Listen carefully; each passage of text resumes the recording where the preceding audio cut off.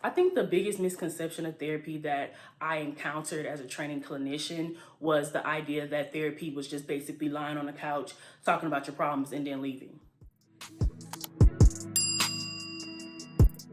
Hey y'all, welcome back to Face Philosophy, where we have real conversations about real life. If you're new here, hey honey, hit the subscribe button and make yourself home.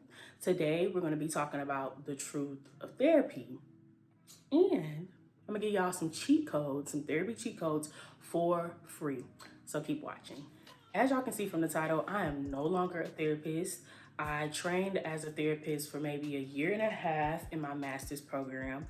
I recently graduated with my master's in clinical psychology. Yay me.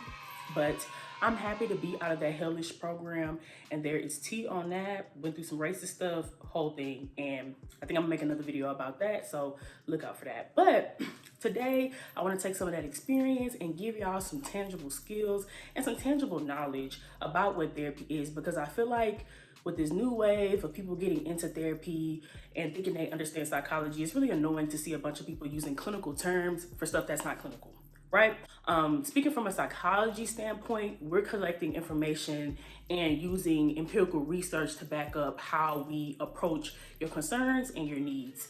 And so, from this perspective, I see therapy as a space of people developing self actualization, self awareness, and general knowledge of how to emotionally regulate. And so, it it's it's an interesting field because it does seek to help people, but it's also another business, another entity within the capitalist system. And so the DSM, a lot of different psychologists are going to have different perspectives depending on who you speak to, but I'm not a big fan of the DSM.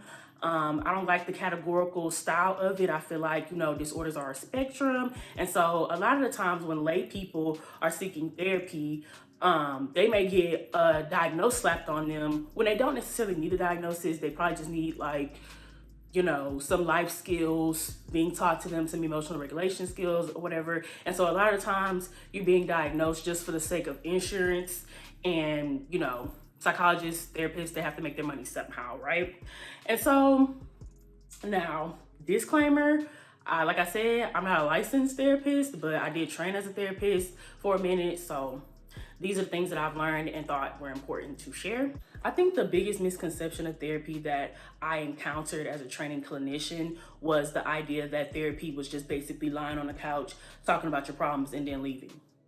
At least not with me. Like, that's not therapy with me. You're gonna do the work. I mean, I had my clients journaling, I had them doing all types of other worksheets so they could actually learn the skills. You go to therapy to learn skills, not to just talk about your problems. Because if you wanted to just talk about your problems, you can go do that for free with a friend, right? So going to therapy, you're supposed to learn tangible skills. And so now, if you've gotten this far in the video, you're about to get 3 cheat codes for free. The main things, and these cheat codes are basically surrounding the main things that I saw clients present with and need help with. And so number 1 is emotional intelligence. This game is called Name That Emotion. Are you having a bad day? Do you feel drained? Pull out a feelings wheel. Check the feelings wheel. Read the words. You might not even know the definition. Just go with what feels right. So a big part of emotional intelligence is just being able to name how you're feeling. You'll be surprised how little people know about emotions and how emotions work. I like to use the movie Inside Out with my clients to help them understand how identifying your emotions is important, specifically with the Inside Out 2 movie and how they introduce new emotions like anxiety and boredom, things like that. Because a lot of people, they conflate all of their emotions under anger, sadness, happiness, or those are the main big three. A lot of people conflate their emotions under that, but there are a wide array of emotions and different ways for you to describe your emotions and how you're feeling. And once you become good at that, you learn your patterns of how you approach different emotions. And so this is tying into that core theme of therapy, which is self-awareness. Learning how you think and behave in regards to your emotions is standard CBT, and this ties into the second cheat code, which is thinking about how you think, aka metacognition. Now, metacognition is very important and sadly is not very valued in society. People do not think about how they think. They think the way that they think is the way that they're supposed to think, and they never question it. A lot of people don't. And so that's a big part of education and why it's so important, because you want to be able to question your thoughts and critically think about how you're thinking and approaching situations, people, places, things, right? And so with metacognition, the main focus in therapy is analyzing your thoughts.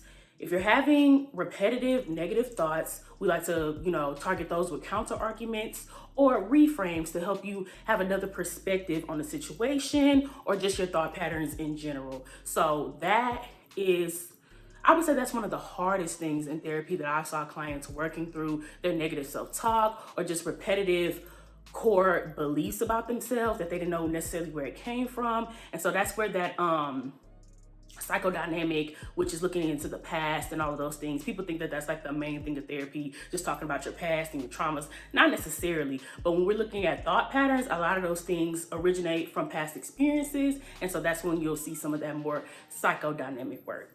So my last cheat code is that overarching theme of self-awareness. When you go to therapy, it is for self-awareness, not just to rant, not just to vent. Honey, you have to lock in, right? Clock that. You have to lock in. So self-awareness is really important. Now, I worked in a college university setting. So I worked with a lot of students, and a lot of the times when you're in higher education, transitioning from your parents' house and moving on your own, a lot of the time students don't understand their values, who they are as a person. So that overall cheat code is self-awareness. If you focus on developing a sense of who you are and what your values are, you'll understand more your approach to life and why you end up in certain situations, especially if you're having repetitive issues in your life that feel like a cycle. They talk about karmic cycles, honey. It's just you acting in a way that you don't necessarily understand just yet. It ain't got nothing to do with the universe, okay? So understanding your values. I would give clients value worksheets, have them journal about what is important to them in life. That is very important, and it's a cornerstone of therapy and therapeutic treatment. That is all for the therapy cheat codes, y'all. But if you would like more information, I will be putting a link in my Instagram bio. And if you got to this far in the video, you are entitled to take this few-minute quiz about what you're going through currently, and it'll align you with the cheat code that you should focus on currently, right? And so that'll be for the first 10 people. That there's a limit on it, unfortunately, so it'll be only for 10 people. So if you got this far, please don't take that quiz. It is a free resource, and part of the reason why I got out of therapy is because I feel like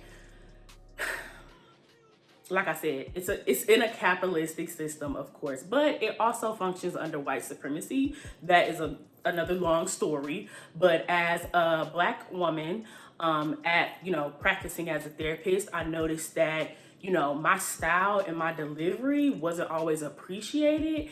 And plus, I know that therapy, especially from a psychologist, is not as accessible. And so I would like to start life coaching because, one, it could be less expensive for people who don't necessarily need clinical treatment, but just want somebody to help and guide them through their issues and concerns. And I feel like it'll be more accessible because, Black people, the Black culture, that do not take therapy seriously, okay? So I feel like this is another way for me to rebrand and use my skills, because I do not want to be a therapist. That's just not me. It's not my style. So if you're interested in that, I'll be sharing more information about it as I build my platform. So yeah, just hit me up. You got my Instagram, DM me. I think my Instagram should be in the description. I want y'all to share in the comments what you think, your thoughts. Have you gone to therapy? Did you use some of these cheat codes? Any of this sounding familiar to you? And so thank you all for watching. I hope you like, comment, and subscribe.